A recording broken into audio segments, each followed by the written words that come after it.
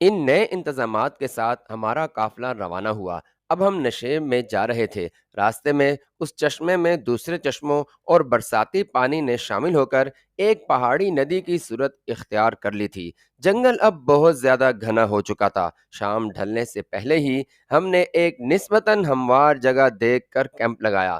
دو مرنگوں کے ساتھ میں نے کیسر کے 3 مسلح ساتھیوں کو جنگل میں بھیجا، جو تھوڑی دیر میں ہی ایک ہرن مار لائے۔ کھانا کھا کر ہم نے سونے کی ٹھانی۔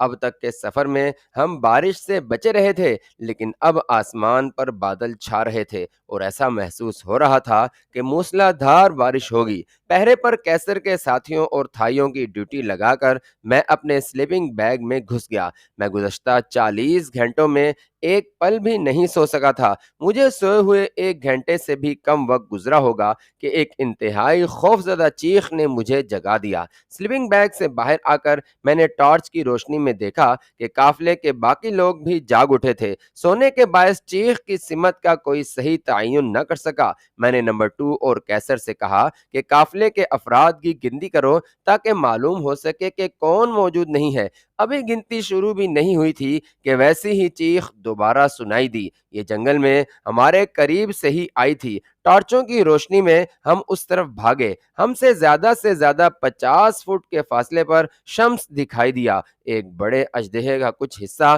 اس کے جسم کے گرد لپٹا ہوا تھا۔ شمس کے صرف دونوں بازو آزاد تھے، جن سے وہ اژدہے کی گرفت سے نکلنے کی بیکار سعی کر رہا تھا۔ اب حکم دینے یا لینے کا وقت نہیں تھا۔ مجھ سمیت میرے نمبر 2 کیسر اور اس کے 2-3 ساتھیوں نے اژدہے کے سر اور اس حصے پر جس نے شمس کو گرفت میں نہیں لیا تھا بیک وقت گولیوں کی بوچھاڑ کر دی۔ شمس کی آنکھیں مسلسل کھلی ہوئی تھیں اور اب اس کے بازوؤں کی حرکت بھی ختم ہو چکی تھی۔ اتنی گولیاں لگنے کے بعد بھی جب اژدہے نے کوئی حرکت نہ کی تو مورنگوں نے ہمیں فائر کرنے سے روکا اور اپنے بھالے تانے ہوئے اژدہے کے قریب گئے اور شمس کے جسم کو کھینچ کر اژدہے کی گرفت سے نکالا۔ اژدہا ہماری گولیاں لگنے سے ہلاک ہونے سے پہلے ہی شمس کے جسم کو اس بری طرح سے بھینچ چکا تھا کہ اس کی پسلیاں اور جسم کی دوسری ہڈیاں ٹوٹ کر چکنا چور ہو چکی تھیں اور اس کے مردہ جسم کے بازو اژدہے کی حرکت کے باعث ہل رہے تھے۔ ہم نے حمید کی اجازت سے شمس کو غسل دیا اور وہیں پر اس کی نماز جنازہ پڑھ کر اور بڑی مشکل سے ایک گڑھا کھود کر اس میں دفن کر دیا۔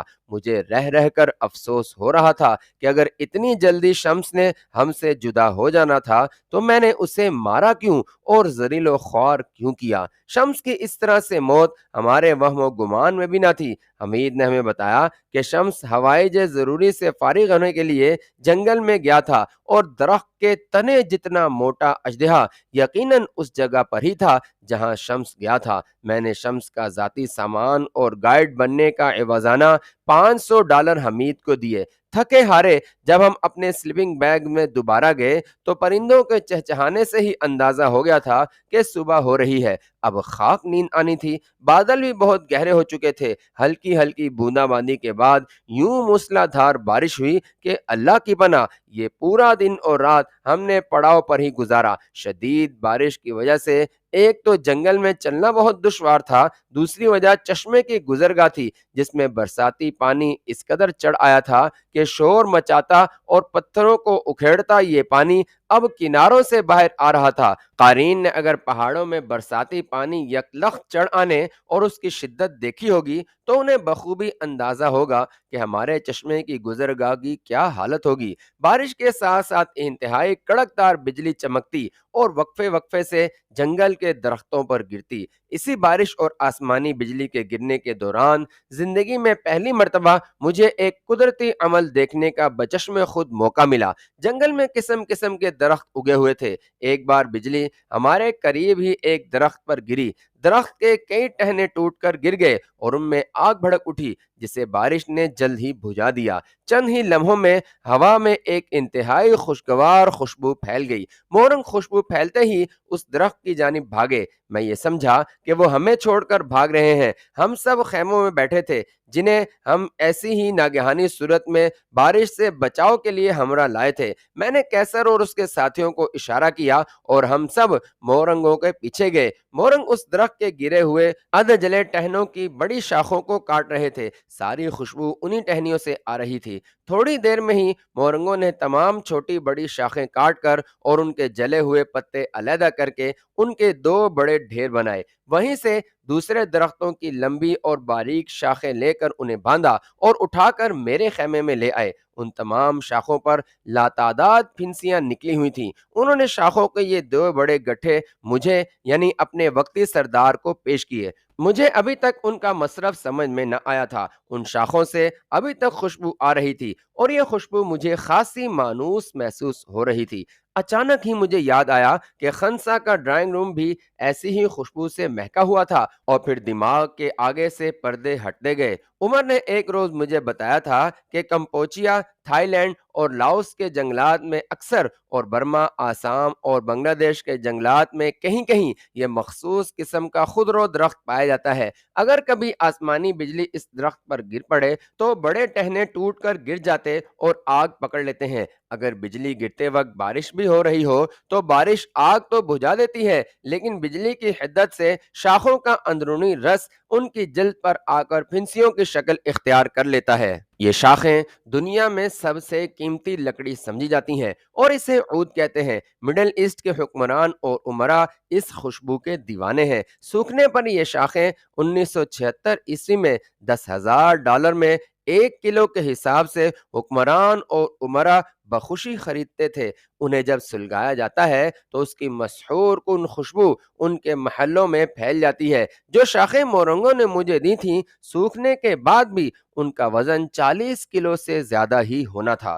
دوسری رات کو بادل چھٹ گئے۔ صبح کی نکھری نکھری دھوپ میں یوں محسوس ہوتا تھا گویا جنگل نے غسل کیا ہے۔ ہمارا قافلہ صبح 9 بجے ہی مگ قبیلے کی جانب روانہ ہو گیا۔ چشمے کا پانی اب اچھی خاصی بڑی ندی کی صورت اختیار کر چکا تھا اور پہاڑ کی ڈھلوان کی جانب لہراتا بل کھاتا کبھی نظروں سے بالکل غائب ہو کر یکایک سامنے آ جاتا۔ یوں ہی ایک بار جب غائب ہوا چشمہ سامنے نظر آیا تو مورنگوں نے اشارے سے ہمیں بالکل خاموش رہنے اور بیٹھ جانے کو کہا۔ ہمارے سامنے ہی 10-12 ہاتھی ایک قطار میں اگلے ہاتھی کی دم کو اپنی سونڈ سے پکڑے چشمے کو کراس کر رہے تھے۔ دو نر ہاتھی قطار سے علیحدہ چلتے ہوئے دو بچے ہاتھیوں کی نگرانی کر رہے تھے جو شرارتیں کرتے اور اپنی سونڈوں میں پانی بھر کے ایک دوسرے پر اچھالتے قطار سے دور ہو جاتے تھے۔ مجھے بعد میں سندر بن میں کھیدا سندر بن میں جنگلی ہاتھیوں کے غول کو پکڑنے کا دلچسپ طریقہ، جس کا ذکر آگے آئے گا، کے دوران بتایا گیا کہ جنگلی ہاتھی اگر کسی انسان کو اچانک دیکھ لیں تو اس پر حملہ کر دیتے ہیں۔ ہاتھیوں کے گزرنے کے کافی دیر بعد تک ہم اپنی جگہوں پر دبکے رہے۔ اب ہمارا قافلہ مگ قبیلے کی حدود میں داخل ہو چکا تھا، کیونکہ نقارے ایک خاص انداز سے بجا کر ہماری آمد کی اطلاع دی جا رہی تھی۔ مگوں کے ایک قریبی گاؤں کے لوگ چشمے کے دوسرے کنارے پر آ کر ہمیں دیکھنے لگے۔ مورنگوں نے انہیں اپنی زبان میں کچھ بتایا۔ اب مگ چشمے کے دوسری طرف ہمارے متوازی چل رہے تھے۔ کچھ آگے جا کر ایک جگہ وہ رک گئے۔ وہاں پر چشمے کا پاٹ خاصا چوڑا اور پانی نسبتاً کم گہرا تھا۔ وہیں سے ہم نے چشمے کو عبور کیا اور اب مگ اور مورنگ ہمارے آگے آگے ہمیں اس گاؤں میں لے جا رہے تھے جہاں ان کے سردار کی رہائش تھی۔ شام کے 6 بجے ہوں گے جب ہم سردار کے گاؤں میں داخل ہوئے۔ اس قبیلے کے مرد اور عورتیں ستر پوشی کے لیے جانوروں کی کھالوں کے ٹکڑے باندھے ہوئے تھے۔ ان کے جوبڑے بھی کھالوں سے ڈھپے ہوئے تھے۔ سردار کا خیمہ گاؤں کے بیچ میں سب سے بڑا اور نمایاں تھا۔ اس کے خیمے کے سامنے کھلی جگہ پر ہمیں پڑاؤ کرنے کا کہا گیا۔ خچروں پر سے اسباب اتارا گیا تو میں نے سردار اور اس کی رانیوں کے لیے خریدے گئے نقلی موتیوں کے ہار، سگار اور سگریٹ وغیرہ نکال کر علیحدہ کر دیے۔ ٹین فوڈ بھی ہمارے پاس خاصی مقدار میں تھا، کیونکہ مورنگوں کو تو یہ تحائف دینے کی نوبت ہی نہ آئی تھی۔ اس قبیلے کی عورتیں بھی مورنگ عورتوں سے اخلاقی طور پر بہت بہتر تھیں۔ انہوں نے جسم کا اوپری حصہ پتوں کی بیلوں سے ڈھانپا ہوا تھا، صرف بچوں کو دودھ پلاتے وقت وہ کوئی جھجک وغیرہ محسوس نہیں کرتی تھیں۔ سورج غروب ہوتے ہی گاؤں کے باسی مشعلیں روشن کیے سردار کے خیمے اور ہمارے پڑاؤ کی جگہ کے درمیان قطاروں میں بیٹھ گئے۔ مورنگ گائیڈوں کے ذریعے سردار کو ہمارے متعلق مفصل اطلاعات یقیناً مل چکی ہوں گی، اس لیے ہمارے لیے 30 زندہ مرغ لائے گئے۔ کیسر کے ساتھیوں نے انہیں ذبح کر کے آگ پر بھونا اور کھانے کے بعد انہوں نے ہم سب کے لیے چائے بنائی۔ ابھی ہم کھانے پینے سے بمشکل فارغ ہوئے تھے کہ مگ سردار اپنے خیمے سے برآمد ہوا۔ اس کے دائیں بائیں اس کی 2 رانیاں اور پیچھے بھالے بردار محافظ تھے۔ سردار نے اپنے تخت پر بیٹھ کر اپنے قریب کھڑے ایک ادھیڑ عمر مگ کو، جو اپنے پہناوے سے اس کا مشیر لگ رہا تھا، کچھ کہا۔ مشیر سیدھا میرے پاس آیا اور میرا ہاتھ پکڑ کر مجھے سردار کے پاس لے جانا چاہا۔ دودھ کا جلا چھاچھ کو بھی پھونک پھونک کر پیتا ہے۔ میں نے آہستگی سے کیسر کو، جو میرے قریب ہی کھڑا تھا، کہا کہ اپنے ساتھیوں کو کہے کہ اپنے ہتھیاروں پر ہاتھوں کی گرفت مضبوط کر لیں، اور خود وہ اور میرا نمبر 2 سردار کے لیے لائے گئے تحائف اٹھا کر میرے پیچھے آئیں۔ ہم سردار کے پاس پہنچے تو سردار نے کھڑے ہو کر اپنا بازو میرے دائیں کندھے کے جوڑ پر رکھ دیا۔ میں نے بھی بالکل اسی طرح کیا۔ یہ غالباً اس قبیلے کا گرم جوشی سے ہاتھ ملانے کا طریقہ تھا۔ میں نے سردار کو تحائف پیش کیے جنہیں اس نے خوش دلی سے قبول کیا۔ میں سوچ ہی رہا تھا کہ سردار سے گفتگو کرنے کے لیے ایک یا کئی مترجموں کی ضرورت پڑے گی کہ سردار نے ٹوٹی پھوٹی انگریزی میں مجھے مخاطب کرتے ہوئے کہا، خوش آمدید اور تحائف کے لیے بے حد شکریہ۔ میں اپنے والد سردار کی زندگی میں کچھ عرصے تک چٹاگانگ کے ایک اسکول میں پڑھتا رہا ہوں اور انگریزی زبان سے بالکل ہی نابلد نہیں، بلکہ آسان الفاظ میں سمجھ سکتا اور اپنے مافی ضمیر بھی بیان کر سکتا ہوں۔ اس نے مجھے اپنے ساتھ بیٹھنے کی دعوت دی۔ اس کے لیے تخت پر اس کی دونوں رانیاں ذرا کھسک گئیں اور میں سردار کے ساتھ بیٹھ گیا۔ کیسر اور میرا نمبر 2 تھائی، جو ابھی تک ہمارے سامنے کھڑے تھے، مشیر نے 2 مونڈے پیش کیے جن پر وہ مشیر کے ساتھ ہی بیٹھ گئے۔ سردار نے چند رسمی باتوں کے بعد مورنگ قبیلے کی بات چھیڑتے ہوئے کہا، اس جلاد اور وحشی عورت سے قبیلے والوں کی جان چھڑوا کر تم نے نہ صرف اس قبیلے پر بلکہ ہم پر بھی احسان کیا ہے۔ مورنگ ہمارے قبیلے سے بہت چھوٹا لیکن ہمارا دوست قبیلہ ہے۔ اس عورت نے اپنے سردار شوہر کو قتل کر کے ہمارے ساتھ بھی اپنے قبیلے کے تعلقات ختم کر دیے تھے۔ تمہارے ہمراہ آنے والے مورنگوں نے بتایا کہ انہوں نے اپنا سردار چننے کے لیے میرا نام تجویز کیا ہے۔ اگر تم ساری مالائیں، تکونا یاقوت اور تاج مجھے دے دو تو میں کسی مناسب مورنگ کو اس کا سردار چن لوں گا۔ سردار نے مجھ سے ملنے کے چند منٹ بعد ہی مجھ سے مورنگ قبیلے کے سردار کی پہچان کی نشانیاں مانگ لی تھیں۔ اس کی اس قدر عجلت نے مجھے شک میں ڈال دیا۔ اپنے محکمے میں ٹریننگ کے دوران مجھے سکھایا گیا تھا کہ مفروضوں میں ہی حقائق چھپے ہوتے ہیں، اس لیے انہیں یکسر نظر انداز نہ کرو۔ میں نے سردار کو کہا، سردار عورت کو ہلاک کرنے کے باعث مجھ پر بھی مورنگ قبیلے کی کچھ ذمہ داری عائد ہوتی ہے۔ کیا یہ بہتر نہ ہوگا کہ اس رسم کو ہم کل کے لیے ملتوی کر دیں؟ ویسے بھی آج رات ہم آپ کی مہمان نوازی سے لطف اندوز ہوں گے۔ شاید میری بات سردار کی توقع کے خلاف تھی۔ ایک لمحے کو اس کے چہرے کا رنگ بدلا اور ماتھے پر تیوریاں پڑیں، لیکن فوراً ہی اس نے اپنی کیفیت پر قابو پاتے ہوئے کہا، بے شک آپ ہمارے مہمان ہیں اور آپ کی خاطر تواضع اور تفریح اتباع کے لیے ہم کوئی کسر اٹھا نہ رکھیں گے۔ مورنگ سردار کا چناؤ تو بعد میں ہوتا رہے گا، میں تو چاہتا ہوں آپ چند روز یہیں رہیں اور اپنے سفر کی تھکاوٹ اتاریں۔ سردار نے یہ کہہ کر اپنے مشیر کو اپنے قریب بلایا اور اسے کچھ ہدایات دیں۔ مشیر قبیلے کی 10-12 عورتیں اور اتنی ہی تعداد میں مرد اپنے ہمراہ لے کر خیموں کی طرف چلا گیا۔ ادھر سردار سے چند منٹوں کے لیے اجازت لے کر میں نے کیسر اور نمبر 2 کو اشارہ کیا اور وہ میرے ساتھ ہی خچروں کی طرف آگے۔ میں نے ان دونوں کو کہا، مجھے سردار کی نیت ٹھیک دکھائی نہیں دیتی، ممکن ہے یہ میرا وہم ہی ہو، لیکن احتیاطاً اپنے تمام ساتھیوں کو کہہ دیں کہ اپنا تمام اسلحہ اور گولیاں اپنے پاس تیار حالت میں رکھیں اور ان کی دی ہوئی کھانے پینے کی کوئی شے بھی ہرگز استعمال نہ کریں۔ نمبر 2 کو میں نے خصوصی ہدایات دی کہ اگر قبیلے والے تمہیں اور تمہارے ساتھیوں کو شراب پیش کریں تو اول تو شراب نہ پیو، اور اگر بہت جی چاہے تو جام پہلے پیش کرنے والوں کو پلاؤ اور پھر خود بعد میں پیو۔ نمبر 2 نے میری بات سن کر کہا، جناب ہم پہلے ہی بہت شرمندہ ہیں، اور اگر آپ نہ بھی کہتے تو ہم ان کی دی ہوئی کوئی بھی چیز استعمال نہ کرتے۔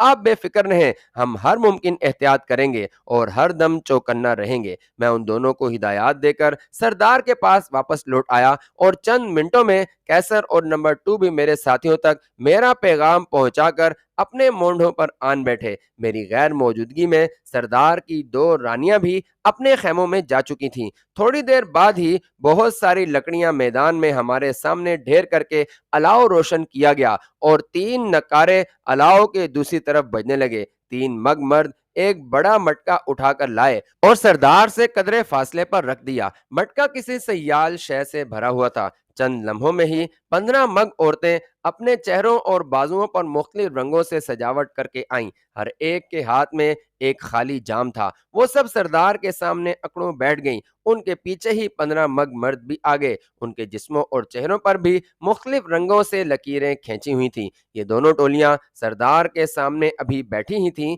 کہ دونوں رانیاں بھی رنگوں سے چہرے سجائے اور جام تھامے خیمے سے باہر آئیں اور تخت پر ہمارے ساتھ بیٹھ گئیں۔ سردار نے کھڑے ہو کر اپنی زبان میں کچھ کہا۔ دونوں رانیوں نے مٹکے سے ایک ایک جام بھر کر زمین پر پھینکا۔ یہ ایک طرح اجازت نامہ تھا کہ شروع ہو جاؤ۔ مگ عورتوں نے مٹکے سے جام بھر کر میرے ساتھیوں کو پیش کیے۔ ان کے انکار کرنے پر خود جام میں سے تھوڑا سا پیا اور پھر جام میرے ساتھیوں کو پیش کیا۔ اب بھی انہوں نے انکار کیا تو انہوں نے یہی جام اپنے مردوں کی ٹولی کو دیے، جو گٹا گٹ پی گئے۔ میں نے اپنے ساتھیوں کے رویے کے بارے میں سردار کو کہا کہ مورنگ قبیلے میں پیش آنے والے حالات کے باعث میرے ساتھیوں نے عہد کیا ہے کہ شراب ہرگز نہیں پئیں گے، اور میں بھی اس عہد میں شامل ہوں۔ سردار، جو میرے ساتھیوں کے شراب نہ لینے کے باعث حیران ہو رہا تھا، بولا، تم نے اچھا کیا کہ مجھے اس بات سے پہلے ہی آگاہ کر دیا، ورنہ میری رانیوں کی پیش کردہ شراب پینے سے اگر تم انکار کر دیتے تو یہ میری اور میری رانیوں اور قبیلے کی سخت توہین سمجھی جاتی۔ رانیاں اس دوران اپنے خاص مشکیزے سے 2 جام بھر چکی تھیں۔ سردار نے انہیں میرے نہ پینے سے متعلق بتایا، اور رانیوں نے دونوں جام سردار کو پیش کیے، جنہیں وہ یکے بعد دیگرے چڑھا گیا۔ نقاروں کے تال میں اب تیزی آ چکی تھی۔ سردار کے اشارے پر دونوں ٹولیاں کھڑی ہو گئیں اور اپنی زبان میں ہاؤ ہو اور نہ معلوم کیا گاتے ہوئے ناچنا شروع کر دیا۔ ان کی زبان میرے قطن پلے نہیں پڑی تھی، لیکن نقاروں کے ردھم پر ان کی ہم آہنگی اور ایک جیسی جسمانی حرکات یقیناً قابل دید تھیں۔ سردار نے 2 جام اور چڑھائے اور اپنی رانیوں کے ساتھ خود بھی رقص میں شامل ہو گیا۔ میرے تھائی ساتھی للچائی ہوئی نظروں سے شراب کے مٹکے کو دیکھ رہے تھے، جس میں سے رقص کرنے والی ٹولیاں وقفے وقفے سے جام بھر کر پی رہی تھیں۔ یہ ہنگامہ رات کے پچھلے پہر تک جاری رہا۔ رقص ختم ہوا تو میں نے اور میرے ساتھیوں نے دل کھول کر داد دی، اور میں نے سردار کا شکریہ ادا کیا جس نے ہمارے اعزاز میں اس جشن کا اہتمام کیا تھا۔ شب بسری کے لیے سردار نے مجھے اپنے خیمے کے قریب ہی ایک خیمہ دیا، جو یقیناً اس کی 2 رانیوں میں سے کسی ایک کا تھا۔ خیمے میں گھاس پھوس سے بنے بستر پر چادروں کے بجائے جانوروں کی کھالیں بچھی تھیں اور ایک مشعل روشن تھی۔ مجھے خیمے تک پہنچانے کے لیے ایک رانی آئی تھی۔ ایک تھائی میرا ذاتی سامان، جس میں مالائیں اور تاج کے علاوہ 2 سب مشین گنیں تھیں، خیمے میں چھوڑ گیا۔ میں نے اپنے بیگ میں سے سلیپر اور رات کو پہننے والے کپڑے نکالے اور سر جھکا کر رانی کا شکریہ ادا کیا کہ وہ جائے تو میں کپڑے وغیرہ تبدیل کر سکوں، لیکن رانی جانے کا نام ہی نہیں لے رہی تھی۔ میں نے اشاروں سے اسے بتایا کہ مجھے کپڑے تبدیل کرنے ہیں تو وہ میری جیکٹ کے بٹن کھولنے لگی۔ میں نے یہ گمان کرتے ہوئے کہ اس نے میرے اشاروں کا صحیح مطلب نہیں سمجھا، اسے بازو سے پکڑ کر خیمے سے باہر لے جانا چاہا تو وہ ایک دم میرے پاؤں پر گر گئی اور اشاروں سے مجھے بتایا کہ اگر وہ صبح ہونے سے پہلے خیمے سے باہر گئی تو سردار اسے قتل کر دے گا۔ یہاں بھی کم و بیش مورنگوں والے رسم و رواج تھے۔ مہمان کی عزت افزائی کے لیے قبیلے کی کسی عورت اور اگر کوئی وی آئی پی ہو تو رانی کو پیش کیا جاتا تھا۔ میری جان عجیب مصیبت میں تھی۔ گزشتہ دنوں سے پے در پہ ایسے واقعات پیش آ رہے تھے جو بظاہر جذبات کو بھڑکانے والے اور تسکین آمیز محسوس ہوتے تھے، لیکن جن کا انجام انتہائی بھیانک اور ناخوشگوار ہوتا تھا۔ थकावट से मेरा जिस्म चूर हो रहा था और आंखें नींद से भरी हुई थीं। मुझे और कुछ न सूझा तो मैं बिस्तर पर बिछी वो खालें उठाकर खेमे के एक कोने में चला गया और रानी को कहा कि वो बिस्तर पर सो जाए। मैंने दोनों सब मशीन गनें अपने सरहाने रखीं और पिस्टल हाथ में पकड़कर लेट गया। रानी ने मेरा ये अंदाज देखा तो मेरे करीब आकर बैठ गई और साफ अंग्रेजी में बोली, मिस्टर, मुझे इससे कोई दिलचस्पी नहीं कि तुम मेरे साथ सोते हो या अलहदा। अलबत्ता सरदार ने मुझे जो काम सौंपा है, अगर मैं उसे सरंजाम न दे सकी तो वो मेरा हशर बुरा कर देगा। रानी को अंग्रेजी बोलते सुनकर मैं हड़बड़ाकर उठ बैठा और मेरी नींद यकलख्त कोसों दूर भाग गई थी। मुझे ऐसा महसूस हो रहा था कि मैं चारों तरफ से खतरात में घिर चुका हूँ। बड़ा ही मनहूस दिन था जब हम बर्मा में दाखिल हुए। हर रोज एक से एक अनोखा वाकया हमें पेश आ रहा था। लाशों पर लाशें गिरती जा रही थीं, दुश्मनों की भी और अपने साथियों की भी। कभी इंसान दरिंदों के रूप में सामने आते, कभी शैतान जादूगरनी के जरिए बहकाता, कभी भारतीय फौजी, नागा, मेजो और मोरंग कबाइल हमारी राह में हायल होते, कभी जंगली दरिंदे और अजदहे, सांप और बिच्छू हम पर वार करते और कभी साजिशों के जाल हमारे चारों तरफ बुने जाते। मुझे अगर रावलपिंडी से रवानगी के वक्त ऐसे हालात से दो चार होने का जरा सा भी शायबा होता तो मैं कानों पर हाथ धरते हुए राजा त्रिदेव राय से माजरत कर लेता। मैंने पिस्टल रानी की तरफ करते हुए कहा, तुम अंग्रेजी जानती हो तो यकीनन ये भी जानती होगी कि मैंने हाथ में लोहे का जो टुकड़ा पकड़ा हुआ है, इसे पिस्टल कहते हैं और इसकी नाल पर जो शय लगी हुई है उसे साइलेंसर कहते हैं, जिससे पिस्टल चलने की आवाज नहीं आती। एक बात शायद तुम नहीं जानती कि इस पिस्टल की गोलियां दो बार चलती हैं, एक बार पिस्टल से चलते वक्त और दूसरी बार अपने टारगेट को लगने के बाद फटती हैं। ये मशीन गनें 1 मिनट में 270 गोलियां फायर कर सकती हैं। और आखिरी बात ये कि मैं आज तक भारत, थाईलैंड, बर्मा, आसाम और नागा, मेजो और मोरंग कबाइल में इतने लोगों को हलाक कर चुका हूं जिनकी तादाद भी मुझे याद नहीं। मेरा उसूल है कि मैं गोली पहले चलाता हूं और सोचता बाद में हूं। तुमने मुझे चूंकि खुद ही किसी खास मकसद से इस खेमे में मेरे पास आना बताया है, इसलिए मैं चाहूंगा कि तुम मुझे तफसीलन अपने मुतालिक और यहाँ आने के मकसद के मुतालिक बताओ। लेकिन ये बात जहन में रखना कि तुम्हारी नाकामी पर सरदार तो तुम्हें शायद छोड़ दे, लेकिन अगर मैं तुम्हारी बातों से मुतमईन नहीं हुआ तो इस पिस्टल की सारी गोलियां तुम्हारे जिस्म में जरूर दाखिल कर दूंगा।